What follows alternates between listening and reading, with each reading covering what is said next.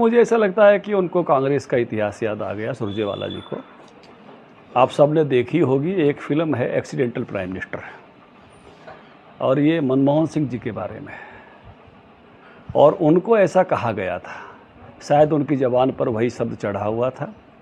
और इस तरह से मुझे लगता है कि वो एक गलती कर गए। उन्होंने नायब जी पे कहते कहते कांग्रेस पर ही एक तरह से उन्होंने कथन कर दिया है। नायब सिंह जी तो मैं कहूँगा कि एक चुने हुए मुख्यमंत्री, और पूरे प्रदेश के 2024 के चुनाव में हर विधानसभा में जाकर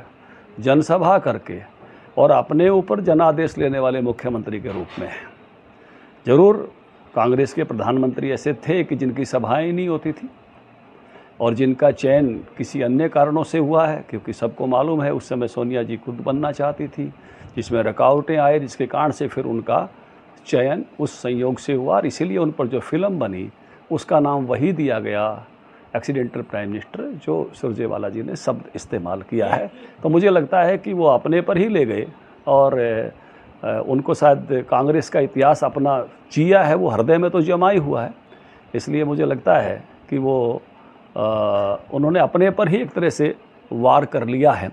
और नायब सिंह जी जन आदेश के द्वारा, हरियाणा के जन आदेश के द्वारा चुने गए, जनता के समर्थन के द्वारा और उसके बाद विधायकों के समर्थन के द्वारा खुद उनके ही नाम पर चुने गए शानदार मुख्यमंत्री। एक उनका ये भी कहना है कि उन्हें डूम कहा गया, मतलब एक जनसभा के दौरान। देखिए, वो वीडियो मैंने देखा, तो उसमें एक तो मैं कहूँगा कि सुरजेवाला जी अपने बचाव के लिए जाति सूचक संज्ञा में घुस गए।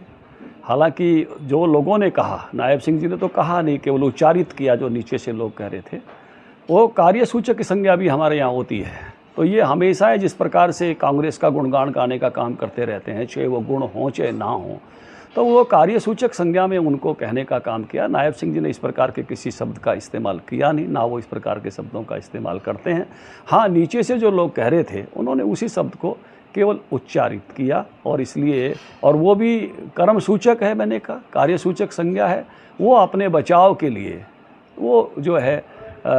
इसको जाति सूचक संज्ञा की तरफ ले जाने का प्रयास कर रहे हैं सुरजेवाला जी। लेकिन सब समझते हैं लोग कि कौन सी बात किस रूप में कही गई है, और खुद मुख्यमंत्री जी के द्वारा ऐसा कोई शब्द अपना उनका मौलिक शब्द नहीं है, केवल नीचे से लोग बोल रहे थे, वही एक तरह से उच्चारित थे। तो इसमें खेद व्यक्त करने जैसी कोई बात नहीं, मुझे लगता नहीं कि उन्होंने कोई इस तरह की बात कही कि जिसको आप ये कहोगे, जैसे हम हर प्रकार के लोग अलग अलग प्रकार के काम करते हैं। आप ज़्यादा हिसाब किताब करोगे तो हो सकता है कोई आपको कहे कि आप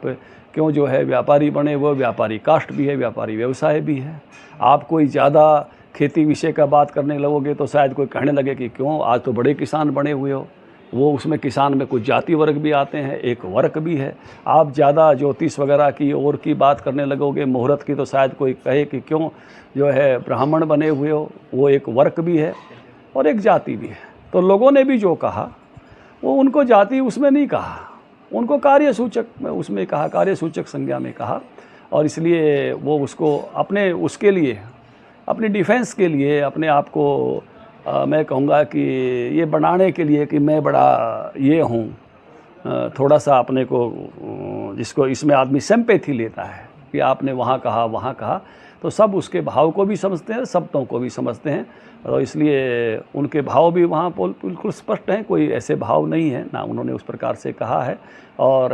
उन्होंने केवल उच्चारित कहा है, कोई मौलिक शब्द उनका नहीं है। और इसलिए इस प्रकार की उसमें वो अपने बचाव के लिए घुस रहे हैं सुरजेवाला जी। क्योंकि संकल्प पत्र की जब बात आई, भाजपा लगातार ये करती रही कि विशेषज्ञों से बात की गई है, और इसमें जो आर्थिक आधार है उसी पैमाने पर जो है किया जा रहा है, और समहाउ अब जो है जो कांग्रेस के अध्यक्ष हैं उन्होंने भी ये बात कही है। पहले तो आपकी इस पर प्रतिक्रिया जानना चाहेंगे, क्योंकि बहुत शानदार आपने आज बात उठाई है, और मुझे इस बात की 2 दिन से, जब से खड़गे जी ने ये कहा, तो मुझे लगा कि कांग्रेस पार्टी को रियलाइजेशन हुआ है। संकल्प पत्र जब जारी किया हमने तब भी कहा था, संकल्प पत्र बना रहे थे तब भी कहा था, उनके पिछले संकल्प पत्रों पर भी कहा था कि कांग्रेस पार्टी और कई सारी पार्टियां बजट के बिना अनुपात के अपनी घोषणाएं करती हैं और जन आदेश लूट ले जाती हैं, बाद में उसको पूरा नहीं कर पाती तो सरकारें रिपीट नहीं होती। और इसी बात को अब कांग्रेस के अध्यक्ष खड़गे जी ने स्वीकार कर लिया है। मैं कहूँगा कि ये एक सही रियलाइजेशन है उनका अपनी पार्टी के लिए। और इसके कारण से जो जब हमने अपना संकल्प पत्र बनाया तो कहा था कि हमने बजट को ध्यान में रख के इसको बनाया, और इसलिए बाकी सब दलों को भी अब इस बात को समझना चाहिए कि झूठी घोषणाओं के आधार पर वो सत्ताओं में आ तो सकते हैं लेकिन रिपीट नहीं कर सकते। और ये रियलाइजेशन होना, मैं कहूँगा कि जिस बात को हमने पहले उठाया इस बात को और बहुत ही प्रखरता के साथ कहा इस बात को, आज कांग्रेस को रियलाइजेशन हुआ है, ये अच्छी बात है। देखिए ये तो जो भी मैं कहूँगा कि बहुत सारी चीज़ों का एक कैलेंडर इंटरनली लेके चले हुए हैं, और उसमें कुछ चीज़ों को 100 दिन में पूरा करने का भी उसमें जब बातचीत हुई अंदर, हमने हालांकि उसको अनाउंस नहीं किया, नहीं तो बाकी चीज़ों के लिए भी हो सकता है कि भाई ये 100 दिन में क्यों नहीं, सरकार की बजट और बाकी चीज़ों के साथ अपनी प्राथमिकताएं होती है। तो मैं ये मानता हूँ कि पहले 100 दिन में बहुत सारी चीज़ें आपको ज़मीन पर दिखाई देंगी। आपने 100 दिन के रोड मैप की बात की, 2100 रुपये जो महिलाओं को देने की बात थी, महिलाएं अब इंतजार भी कर रहे हैं, विपक्षी दल भी लगातार अब ये बात कर रहे हैं कि 2100 रुपये कब से मिलने शुरू होंगे। नहीं, निश्चित रूप से इसका उत्तर तो जो है मैं कहूँगा कि मैं पार्टी का राष्ट्रीय सचिव हूँ, लेकिन सरकार में बैठे हुए लोगों की योजना और कैलेंडर उनके पास होगा,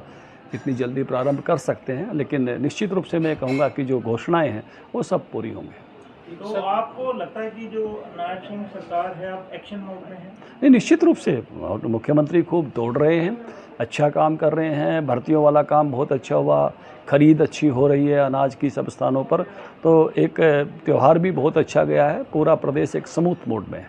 सर, जो घोषणा पत्र है भाजपा का, तो आमतौर पे सियासी माहौल में घोषणाएं कर दी जाती हैं, तो इसके फाइनेंशियल इम्प्लीकेशन, इसकी भी क्या कोई भाजपा तैयारी करती है? हमेशा करती है। पहले भी मैंने घोषणा पत्र 2019 का तैयारी करने का दायित्व मेरे पे था, केंद्रीय चुनाव पत्र घोषणा पत्र की कमेटी में भी मैं था, और अभी भी ये घोषणा पत्र आपको मालूम है कि अध्यक्षता उसकी मेरे जुम्मे थी। हम हमेशा बजटीय प्रावधानों को ध्यान में रखकर ही आगे बढ़ते हैं कि कितनी चीज़ों को कैसे कैसे पूरा किया जा सकता है। तो और इसकी अब स्वीकृति कांग्रेस ने भी मान ली है कि वो झूठे घोषणा पत्र अनाउंस करती थी, झूठे वादे करती थी, झूठी गारंटियाँ देती थी, जिसके कारण से वो सरकार को परेशानियाँ और रिपीट नहीं हो पा रही हैं, ये खड़गे जी ने भी स्वीकार कर लिया है।